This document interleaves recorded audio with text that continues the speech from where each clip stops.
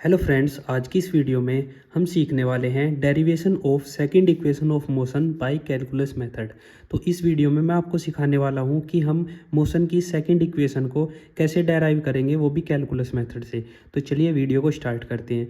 सबसे पहले हम कुछ इंटीग्रेशन के फॉर्मूला देख लेते हैं जो कि हमारी हेल्प करेंगे इसको डेराइव करने में। तो देखिए कुछ इंटीग्रेशन के फॉर्मूला, जैसे फर्स्ट फॉर्मूला हो गया, अगर हम वन को, जैसे यहाँ पर है वन को अगर हम dx के रेस्पेक्ट में इंटीग्रेट करेंगे तो हमारी वैल्यू क्या आ जाएगी, x आ जाएगी। ठीक है। अब सेकंड फॉर्मूला देखिए, अगर x की पावर n को हम dx के रेस्पेक्ट में यानी कि x के रेस्पेक्ट में इंटीग्रेट करेंगे तो वैल्यू क्या आएगी, x to the power n+1 divide by n+1।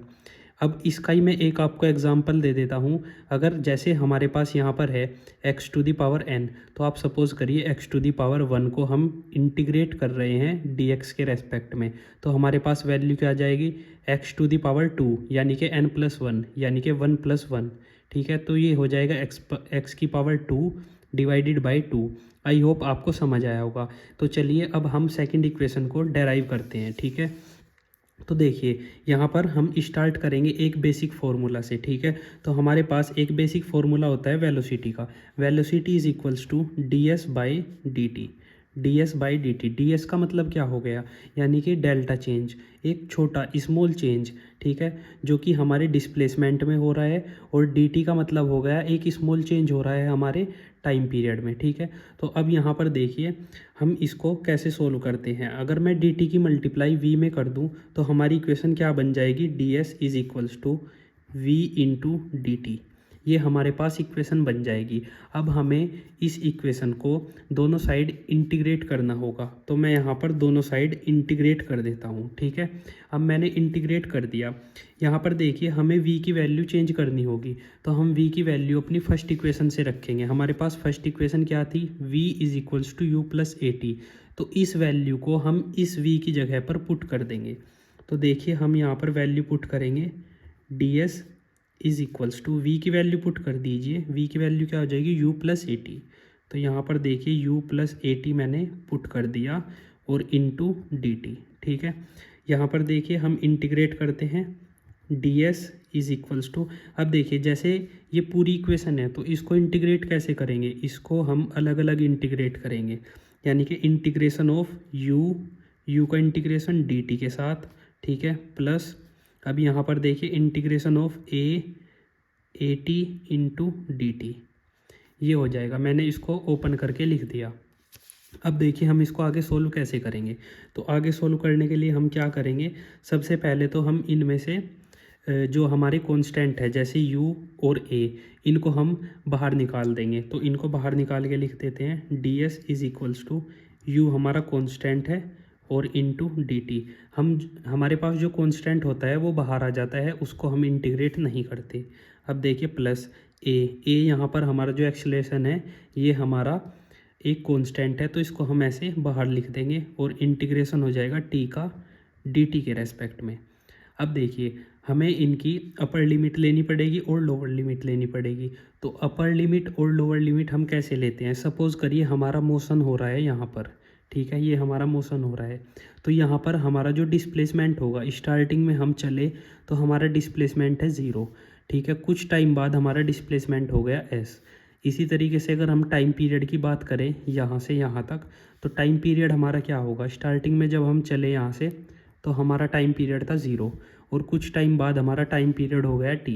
तो ये हमारी हो गई लोअर लिमिट्स और ये हो गई हमारी अपर लिमिट्स। अब देखिए लोअर लिमिट डिस्प्लेसमेंट की क्या हो जाएगी, 0, और अपर हो जाएगी s। तो यहाँ पर मैं लिख देता हूँ 0, यहाँ पर लिख देते हैं s। इसी तरीके से यहाँ पर टाइम की लोअर लिमिट हो जाएगी 0 और अपर लिमिट t। ऐसे ही यहाँ पर भी टाइम की लोअर लिमिट 0 और अपर लिमिट t। अब देखिए इनको करते हैं इंटीग्रेट। तो यहाँ पर हम ds को एज इट इज़ लिखेंगे। अभी हमें इंटीग्रेट करना है ना, तो हम s को यहाँ पर हमारे पास 1 है, अब हम 1 को ds के रेस्पेक्ट में इंटीग्रेट करेंगे तो वैल्यू क्या आ जाएगी हमारी s। ठीक है, तो इस s की लोअर लिमिट क्या हो जाएगी 0, अपर लिमिट हो जाएगी s। अब देखिए आगे करते हैं, u हमारा कांस्टेंट है, u हमारा एज इट इज़ रहेगा। ब्रैकेट में क्या आ जाएगा, ब्रैकेट में आ जाएगा हमारे पास t, क्योंकि हम वन को, यहाँ पे वन है हमारा, वन को डी टी के रेस्पेक्ट में हम इंटीग्रेट कर रहे हैं, तो हमारी वैल्यू आ जाएगी टी।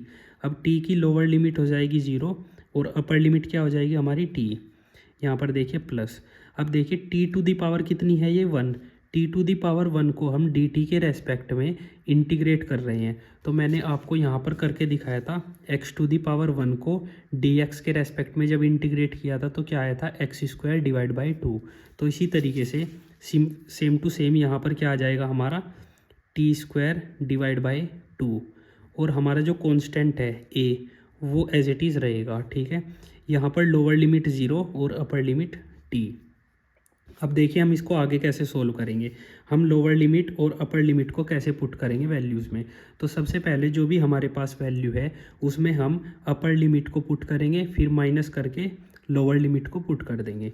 तो यहाँ पर मेरे साथ देखिए हम ब्रैकेट बनाएंगे, एस की जगह पर हम पहले अपर लिमिट लिखेंगे।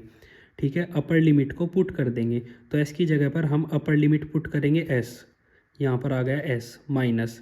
अब इस एस की जगह पर हम लोअर लिमिट पुट करेंगे जो कि है हमारी 0, तो यहाँ पर आ जाएगा 0। अब देखिए आगे आगे हमारा u एज इट इज़ रहेगा, t की जगह पर हम अपर लिमिट t पुट करेंगे, लोअर लिमिट 0 पुट करेंगे। ऐसे ही आगे देखिए a हमारा एज इट इज़ रहेगा, यहाँ पर हम पुट करेंगे अपर लिमिट। अपर लिमिट हमारी क्या हो जाएगी, टी स्क्वायर डिवाइड बाई 2, और माइनस ये क्या हो जाएगा 0, क्योंकि जब हम t की वैल्यू 0 पुट करेंगे तो वैल्यू क्या मिल जाएगी 0। अब देखिए इसको आगे सोल्व करते हैं। s इज इक्वल्स टू, यहाँ पर देखिए मल्टीप्लाई करिए यू टी। ठीक है, अब u की मल्टीप्लाई 0 में करेंगे तो 0 आ जाएगा। अब देखिए plus as it is acceleration, यानी कि a हमारा जो कॉन्स्टेंट था उसको हम एज इट इज़ लिखेंगे। यहाँ पर a की मल्टीप्लाई हम पहले इसमें कर देंगे तो क्या आ जाएगा, टी स्क्वायर डिवाइड बाई 2, और यहाँ पर a की मल्टीप्लाई जब 0 में करेंगे तो वैल्यू हमें 0 मिलेगी। तो हमारी इक्वेशन क्या आ गई, s is equals to u t plus half a t square. जो हम स्टार्टिंग में अपनी इक्वेशन डेराइव करना चाहते थे, s is equals to u t plus half a t square, वही इक्वेशन हमारी डेराइव होके आ गई है, s is equals to u t plus half a t square. तो हम यहाँ पर लिख देंगे हैंस प्रूव्ड। आई होप आपको समझ आया होगा हमने कैसे इसको डेराइव किया। अगर ये वीडियो अच्छी लगी तो प्लीज़ वीडियो को लाइक और चैनल को सब्सक्राइब कीजिए। थैंक यू फ्रेंड्स, मिलते हैं नेक्स्ट वीडियो में।